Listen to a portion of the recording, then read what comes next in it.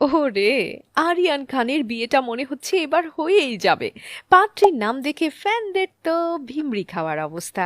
আর ওদিকে সারা টেন্ডুলকার আর প্রেম করার জন্য বয়ফ্রেন্ড খুঁজে পেল না, এর চাইতে তো শুভমান গিলে বেটার ছিল।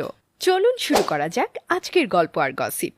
এই মুহূর্তে বলিউডের সবচেয়ে এলিজিবল ব্যাচেলারকে এটা জিজ্ঞেস করলে যে কেউ বলবে আরিয়ান খান।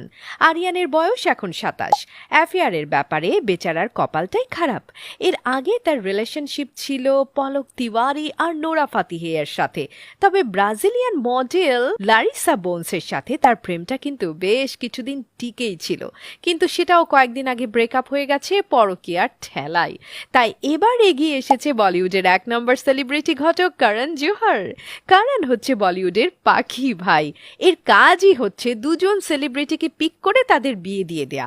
সে নিজেই একবার বলেছিল তার সবচেয়ে ফেভারিট হবি হলো ঘটকালি করা। এর কারণ মনে হয় সে নিজে যেহেতু কখনো বিয়ে করতে পারবে না, মনে হয় আর কি। এর আগে অভিষেক বচ্চন আর ঐশ্বরিয়া রায় বা ভিকি কৌশল আর ক্যাটরিনা কাইফের প্রেম বা বিয়ের আসল মাস্টারমাইন্ড ছিল এই করণ।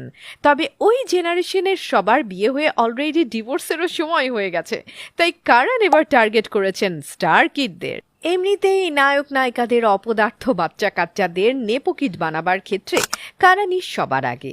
এবার সে আরিয়ানের জন্য পাত্রী ঠিক করেছে সানায়া কাপুরকে।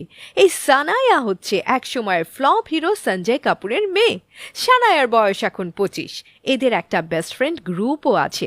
এই সার্কেলে আছে সে নিজে, অনন্যা পান্ডে আর আরিয়ানের ছোট বোন সুহানা। এরা আসলে সবাই একসাথে বড় হয়েছে। আর বান্ধবীর বড় ভাইয়ের উপর ক্রাশ তো সব মেয়েদেরই থাকে। তাই হ্যান্ডসাম আরিয়ানের উপর সানায়ারও একটা সিক্রেট ভালো লাগা আছে। আর এটা জানতে পেরেই করণ এবার উঠে পড়ে লেগেছে কোনোভাবে যাতে এই দুই লাভ বার্ডকে এক ছাদের নিচে নিয়ে আসা যায়। দেখা যাক তার এই মিশন কতটা সাকসেসফুল হয়। I don't know. আর ওদিকে সারা টেন্ডুলকারের লাভ লাইফ নিয়ে ফ্যানদের আগ্রহের একদম শেষ নেই রে বাবা।